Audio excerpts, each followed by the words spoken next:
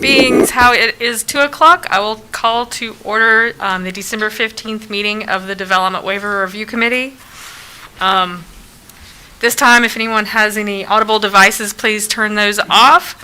I'll make some introductions. I'll do it for everybody today. I am Ann Littman. I'm the Community Development Director, and I am the Chairman of the Development Waiver Review Committee. To my left is Frank Baker, who's the County Administrator. Well, to my left. To my right is Lori Ashmore, the Water System Director. Down front, we have Bruce Coyle, the County Engineer, Jason Phillips, the County Attorney, and George Jones, the DOT Director. We have 2 items on today's agenda. The first is to review minutes from the November 17th, 2020 meeting. If everybody on the committee has had a chance to look at those, and if there are no corrections or additions, I will take a motion. Motion to approve. Okay, we have a motion from Mr. Baker. Do I have a second? Second. And we have a second from Ms. Ashmore. Is there any questions about the minutes? If not, I'll take a vote. All in favor, say aye. Aye.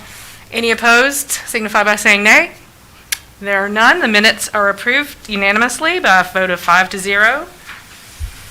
Our first item on the agenda was tabled from our November 17th, 2020 meeting. It is case number 2020-11-SBV, application by D.R. Horton, Inc., Atlanta West Division, requesting a stream buffer variance to allow for grading encroachments for a small portion of the residential structures to reside within the impervious setback. Property is located in land lots 311 and 312, District 1, Section 2, near Georgian Parkway at Peg Cole Bridge Trail, and it is located in Post 2. Is the applicant present? Okay, if you would like to come back up and address the commission, and please address any questions directly to me. Thank you.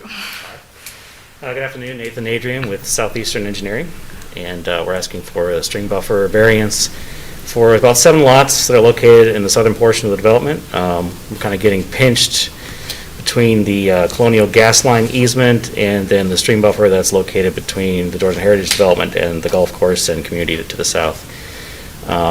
And we're not looking to disturb the creek in any way or anything like that. We're just looking to do some backyard improvements and allow for kind of some livable space behind the units. And we're also proposing to do infiltration trenches behind the units that will capture the rainwater coming off of the structures and provide some additional water quality for that creek. We did have from the last time's meeting, we did have an engineer reach out from Schneibel, who I guess is a friend of Ms. Patricia Johnson, who's here today, and we had some discussions and kind of informed him how we saw the need for this encroachment and some of the issues that we're having with the site, and I think that we kind of come to a bit of an agreement on how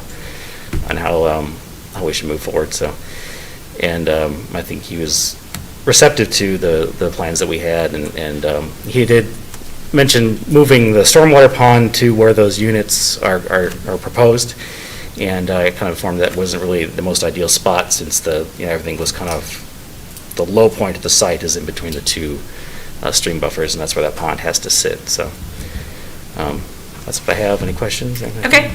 Does anybody on the board have any questions for the applicant? Your intention of that open space, green space, I know you set aside undisturbed that portion of it. What is your intentions in the rest of that open space? Right now, the limits of disturbance aren't extending beyond the creek behind those units, so it's going to remain as all open space in that area.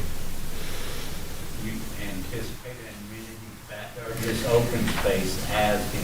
Yeah, it'd just be like an undisturbed area back there. Yeah. And you've got no objection to doing full-blown site plans with grading and showing your absorption trenches that you intend on putting in on each one of those. It'll be marked on a final plat. That's right. Yeah, and we're fine with that stipulation. We've used them in other jurisdictions, and they've been accepted as meaningful ways of trapping that stormwater. So I think it's a good use in this case. When do you anticipate submitting construction drawings? They're already in for review at this time, so I think we're making a revision to our latest round of comments, and then probably by the early spring is when we could start. Any other questions? Okay, thank you. You can have a seat. We'll call you back if we have any others. At this point, I would like to give the opportunity of any citizens wishing to speak on behalf of this application to come forward. If there are none at this time, are there any citizens who would like to express opposition or have questions or concerns about this application? Please approach the podium. Please sign in, state your name, and direct all comments to me. Patricia Johnston, 1005 Peggy Coleridge Trail. Thank you, Ms. Lippman and committee, for tabling this from last month. When I saw the public notice, I was concerned about a developer asking our county to break their written rules that would impact the environment, specifically water resources here in Paulding County. We have 3 different river basins in our county. Tallapoosa, which is just a tiny part over in the west. The north part is the Flint River Basin, and the part where I live and the part we're discussing is the Chattahoochee River Basin. So there are 14 basins, and we got parts of 3 of them in Paulding. The Chattahoochee Basin is very important, and it is fed by Sweetwater Creek. We are the watershed and the headwaters for Sweetwater Creek. So we have a very heavy responsibility to protect our water resources. Over the years, we have lost a lot of the streams in Paulding due to development and pollution and just ignoring them and covering them up. You know the story of the Chattahoochee River. We've been in the Supreme Court sued by Florida and Georgia and Alabama because they're not getting enough of the Chattahoochee River. And it's not just Atlanta gobbling up that water. There's so much development in North Georgia and development in our county that is affecting the water going into the Chattahoochee. We're talking about where the water comes from. It comes from tiny streams like the ones we're talking about. Okay, so I was concerned. I hired an engineer, Mr. Chuck Wilson at Schnabel, and I wanted 2 things from him. First of all, I wanted to know, is this a valid concern that I have? Is this a problem? What do you think about my county breaking their rules for a developer who knew about Colonial Pipeline easement, who knew about the stream having state and county buffers on the stream, but wanted to build as many houses as he could, and but he is impacting on buffer, and he knew that was that way when they bought the property. So I did get with Mr. Wilson. I sent him all the things that the county sent, and Mr. Coyle was so helpful giving me maps and things that I did send to Mr. Wilson. He agreed that it was a rather egregious thing for this developer to tell the county to break their own rules for the developer's convenience. And I said, where do we go from here? And he said what he recommended, and if with my assent, would be for him to contact Mr. Adrian and talk to him about my concerns and see if they could amicably work something out that would not require variance.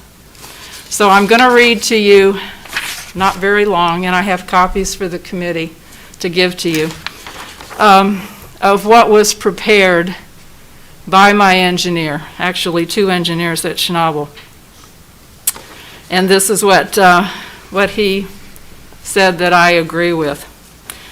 At this time, I believe that D.R. Horton has not provided sufficient justification for Paulding County to grant the variance to encroach into the county stream buffer and impervious setback. The existence of streams, springs, as well as other site constraints are typically taken into account when the development is in the planning stage. Based on our experience, the inability to develop lots based on a lack of consideration of these factors alone is not typically a justification for the granting of a variance. Land planners and site development personnel should consider county requirements and design the lot layout accordingly. Claiming that backyards near the stream will be fully grassed to protect the yards from erosion and impacting the creek with sediment in the future does not appropriately consider the long-term water quality impacts of the proposed development.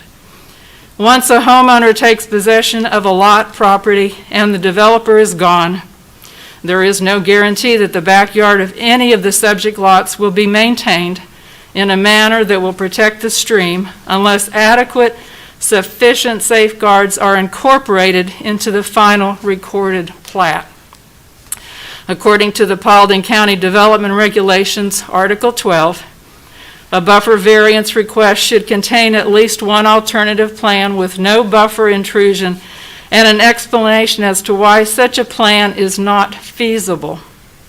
To our knowledge, no such plan was included with the variance request.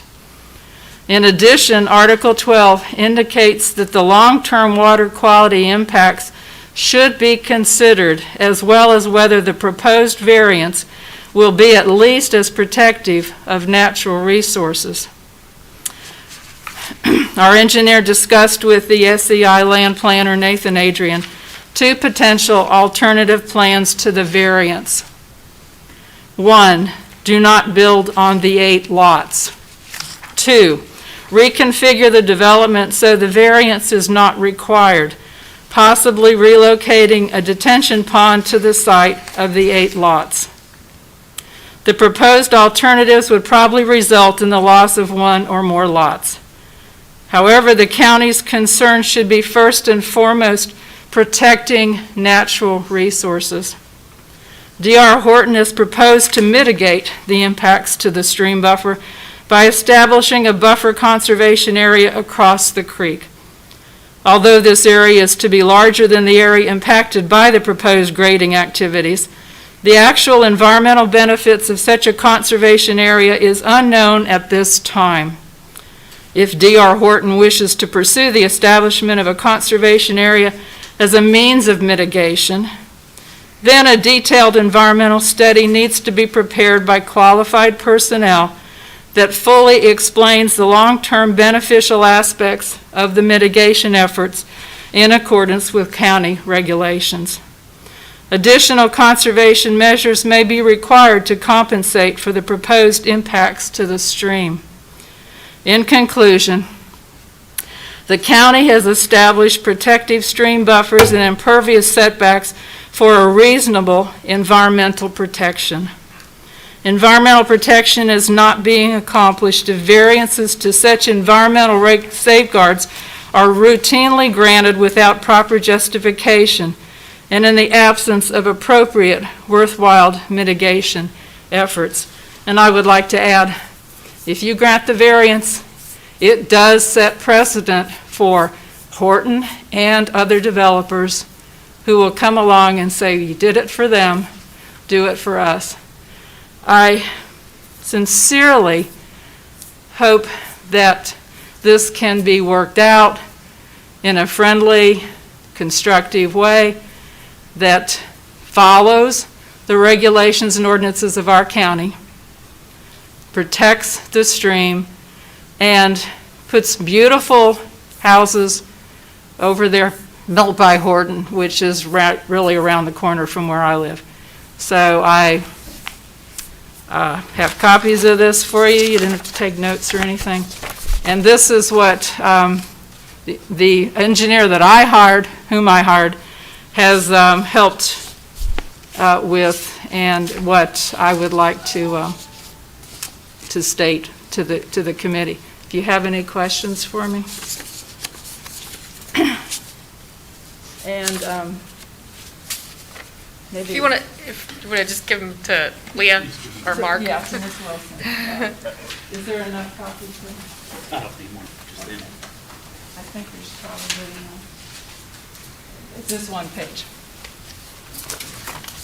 And that is what I wanted to say.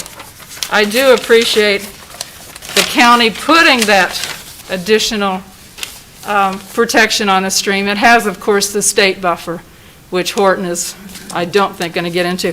The bulldozers, I just The site already has been impacted quite a bit. There are roads, grading, clear cutting out there already, and very close to the stream. While Ms. Johnson is still up there, does anyone on the committee have any questions for her? Not, thank you, ma'am. You can have a You're seat. welcome. Is there anyone else present who would like to speak in opposition or express questions or concerns? Tom Morris, 124 Champions Crossing, Heritage Point subdivision. Some of my property is adjacent to the property in question. I do appreciate also you postponing the last hearing until today. I think it's important that if we have some questions coming up to the Horton representative, that if we have other questions about things that person might say, that we be given an opportunity to ask questions as well later on. I don't know that we'll have any questions, but I know last time, after he spoke some more, I had some more questions, didn't have an opportunity to ask questions of him or the committee. So I'll address these to you. We're not really opposed to the new homes being built. What we're really concerned about are a few lots that are built that will benefit the builder, and it might, if you grant this variance, it might cause damage to the Sweetwater Basin. That's what we're concerned about. And it's probably willing to approve a variance that has potential for damage to the Sweetwater Basin, the Chattahoochee River watershed. And as Pat mentioned, if you do approve this, you are setting a precedent. You can just about bet that other builders and developers will be coming in and wanting to have a similar variance. When I look at this, it looks like to me the builder, the developer, knew what was there. The stream was there. The impervious buffers were there. And it looks like to me that why should the county bail out a builder from the business decision they made to get the property? So I raised that question. Why should the county do that? Also, for the homeowners who border this mitigation area, I asked this question last time, and the representative talked about their thought was not to intrude in that mitigation area. I think there was something said about originally they thought about maybe getting some dirt out of there, but if you approved the variance, they wouldn't be doing anything in that area. One of the things I've seen in looking at planning and zoning and different meetings over the years, it's one thing when people say things in a meeting like this, but if we don't have stipulations in place, written stipulations in place to hold developers, individuals accountable for what they tell us in here, I'm real concerned. I don't know that we have anything in place. If you granted the variance, do we have anything in place to ensure compliance that they will not go into those areas? They will not cut the trees. They will not be digging around that creek bank. And keep in mind also, this mitigation area is on the Heritage Point side of that creek. We've got homes that are 30 and 40 yards away from that creek. We have a real nice buffer there with the trees now around that property. I have been told that planning and zoning has told the developer that they have to maintain a buffer, tree buffer around around the Georgian Parkway all the way around the back of our property. But I guess the question is, again, is that really going to happen unless you have stipulations in place to enforce something like that?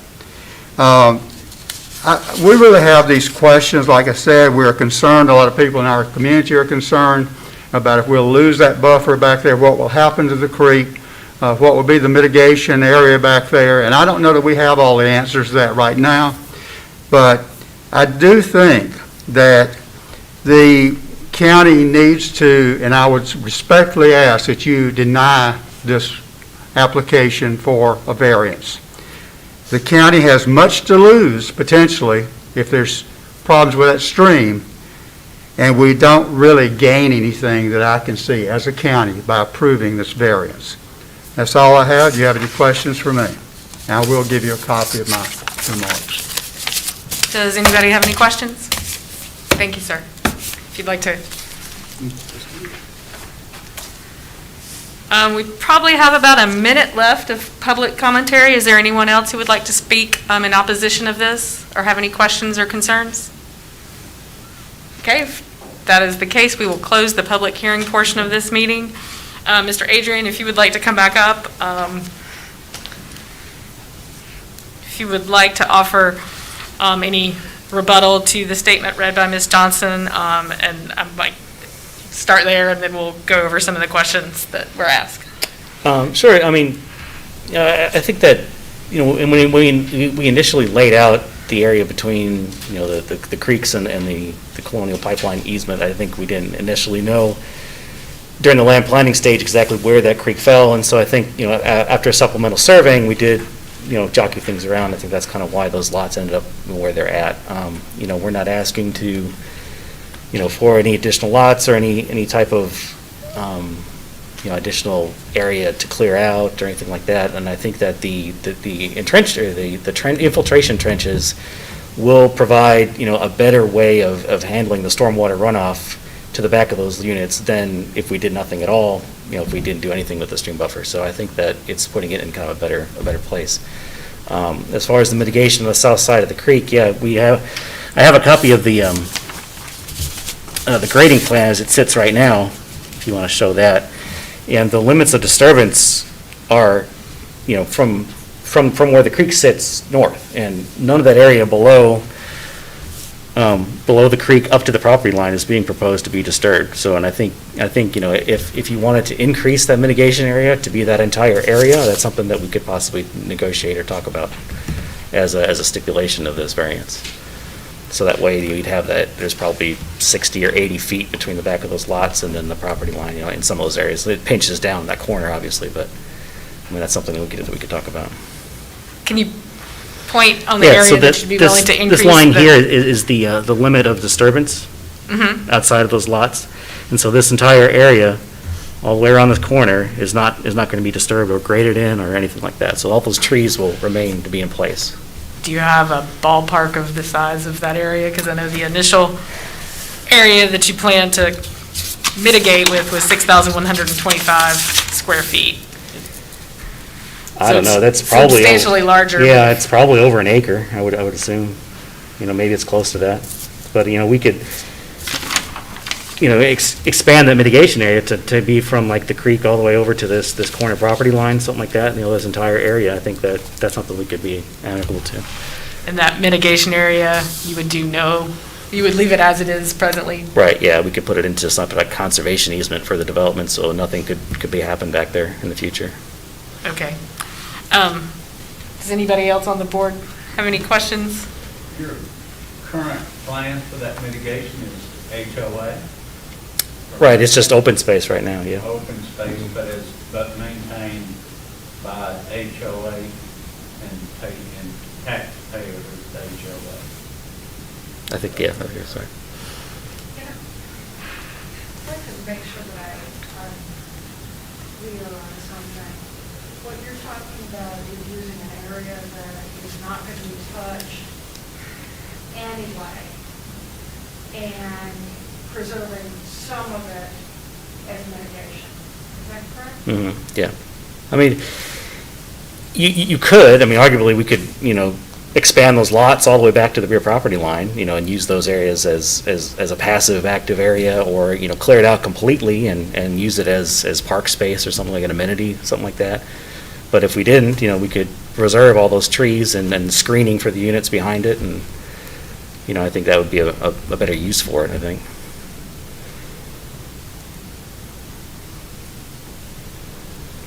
Any other questions? Just go over several of the questions Mr. Morris asked to make sure you have a response. I think because he noted about the loss of the buffer and how insurance would be complied for the mitigation area. So I think you answered that. You said you would be willing to put it in a conservation easement. I think that was all the questions on my list. Does anybody else on the board have any questions? Okay, thank you. believe that we have come to the point where I'll ask the members of the commission, or not a commission, committee, if there's any questions or if anybody is prepared to make a motion on this item.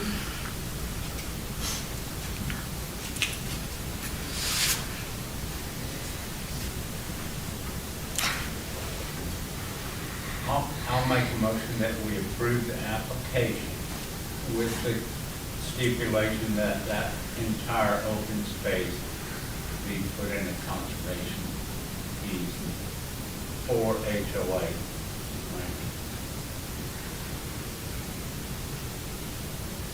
Okay, we have a motion from Mr. Coyle. Is there a second? Madam Chair, just to clarify Mr. Coyle's motion. Mr. Coyle, when you said the entire open space area, can you be a little bit more specific? The area outside the creek buffers, since the creek buffers are already protected, but that sliver to the side, I don't know if that's north or south, but that entire little open space area be, yes, that entire white area, all the way with that leg that comes all the way down to the southeast.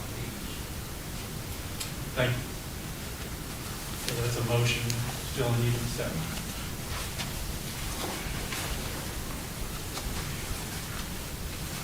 I think we have no second, so that motion dies. Would somebody else like to make another motion? I'll make a motion to deny the application. Okay, we have a motion from Mr. Baker to deny the application. Is there a second?